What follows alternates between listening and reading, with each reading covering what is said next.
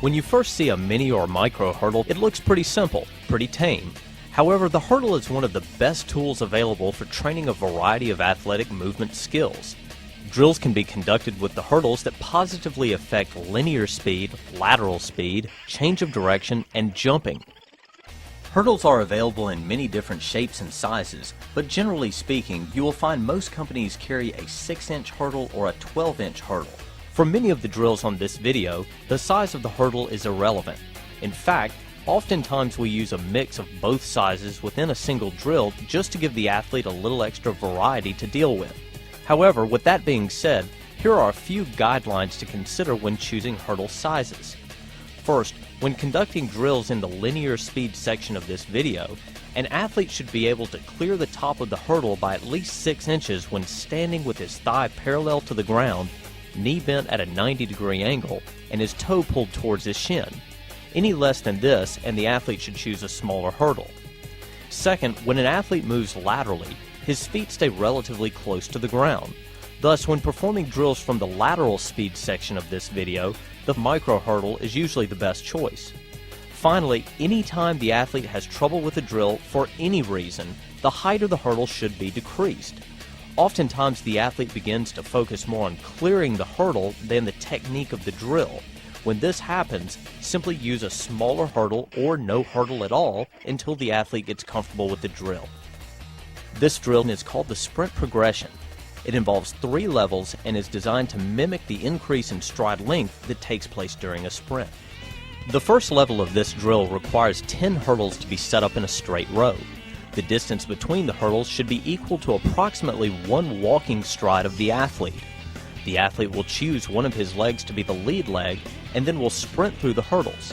In other words, the athlete will always lead over each hurdle with the same leg. In this demonstration, the athlete is leading with his left leg. Even though it is not shown in this demonstration, equal repetitions should be performed leading with the right leg as well. When the athlete has become comfortable with level 1 of the sprint progression drill, he can then move on to level 2. This involves taking the final 7 hurdles and increasing their spacing to a distance equal to 2 walking strides of the athlete. The athlete now runs through the hurdles just the same as before, driving the knee of his lead leg over each hurdle, maintaining an upright posture, and keeping his upper body in rhythm with his lower body.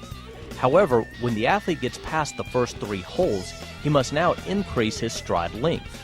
Note that the athlete is not allowed any additional steps to get through the longer holes. The idea is for the athlete to smoothly transition from using short, quick strides in the first 3 holes to using medium-length, quick strides in the final 6 holes. The third and final level of the sprint progression drill involves taking the last 3 hurdles and increasing their spacing to a distance equal to 4 walking strides of the athlete.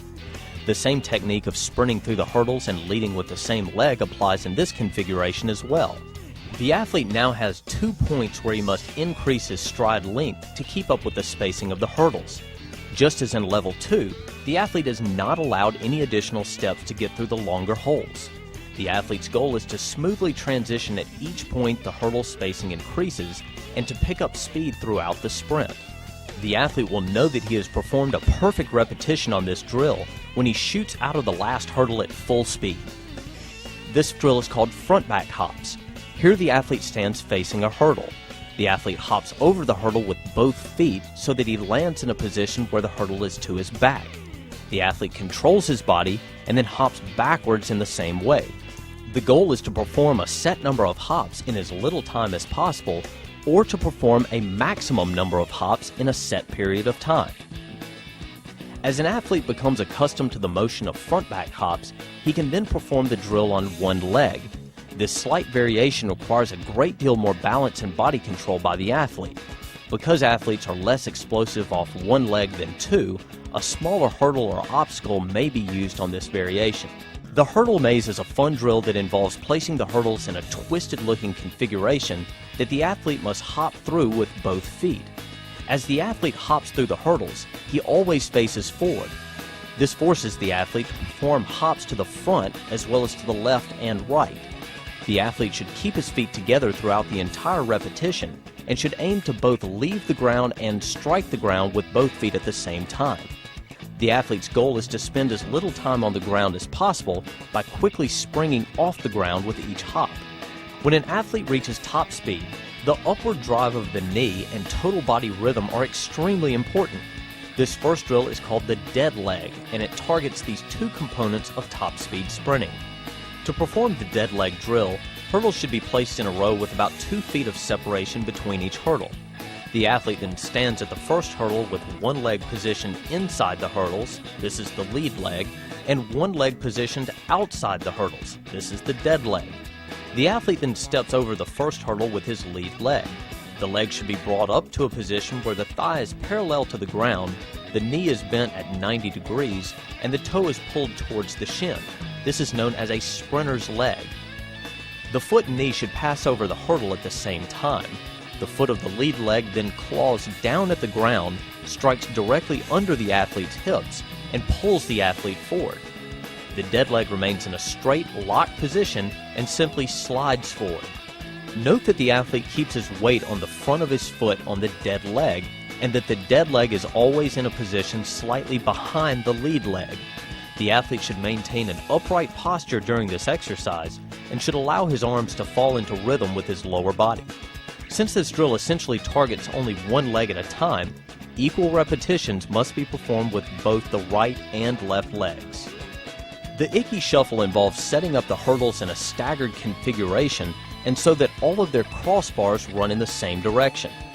The athlete begins to the left of the first hurdle and steps over it with his right leg, and then with his left leg. The athlete then steps to the outside of the second hurdle with his right leg, picks up his left leg, and steps to the inside of the second hurdle. The right foot is then brought to the inside of the second hurdle, and the pattern is repeated to the end of the hurdle configuration. This drill should start off slow until the athlete gets the rhythm. At that point, the athlete can speed it up and produce some rapid foot contacts. Lateral hops work the same way as front-back hops, except that the athlete is hopping laterally over the hurdle. Both feet should leave the ground and strike the ground at the same time on this exercise. Again, the focus is on quickness off the ground. As you have probably guessed, lateral hops can also be performed on one leg as well. Because single leg movements tend to be more difficult than double leg movements, we have substituted the 12-inch mini hurdle with a 5-inch micro hurdle in this drill. Remember that anytime single leg drills are being performed, an equal number of repetitions must be performed on the right and left legs.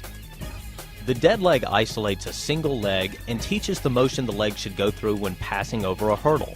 This next drill takes that motion and allows the athlete to apply it while using both legs in a running motion. The hurdles remain in a straight row with about 3 feet of separation between them. The athlete performs this drill by starting 5 to 10 yards behind the first hurdle. The athlete should aim to maintain this lead-in sprint speed throughout the hurdle configuration. As the athlete runs through the hurdles, one leg will always lead over each hurdle and one leg will always trail over each hurdle. Equal repetitions will be performed with each leg serving as the lead. Each time the athlete steps over a hurdle, his leg should be in a sprinter's leg position, where his thigh is parallel to the ground, knee bent at 90 degrees, and toe pulled towards the shin. Again, all of the action with the leg takes place in front of the body, and the knee and foot should pass over the hurdle at the same time. An upright posture should be maintained throughout the sprint. The arms should fall into rhythm with the lower body, and all of the athlete's body weight should be on the front of his feet. Here the athlete begins by straddling the first hurdle. The athlete then hops in the air to the second hurdle and lands in a position where he is straddling that hurdle. The athlete should aim to spend as little time as possible on the ground and should spring off the ground as soon as he comes into contact with it. A low-to-the-ground, flat-back position should be maintained when performing this drill. Such positioning will help the athlete react more quickly off the ground and will condition the athlete to maintain this ready position at all times during athletic movement. The straddle hop drill can be made more difficult by turning it around and performing it in reverse. Again, the athlete must maintain a low crouched position and should react quickly off the ground. As the athlete hops in the air, he must look down to locate the next hurdle so he can land in a position straddling that hurdle. Even though very little has changed in this version of the exercise, it requires a great deal more body control and concentration than the last.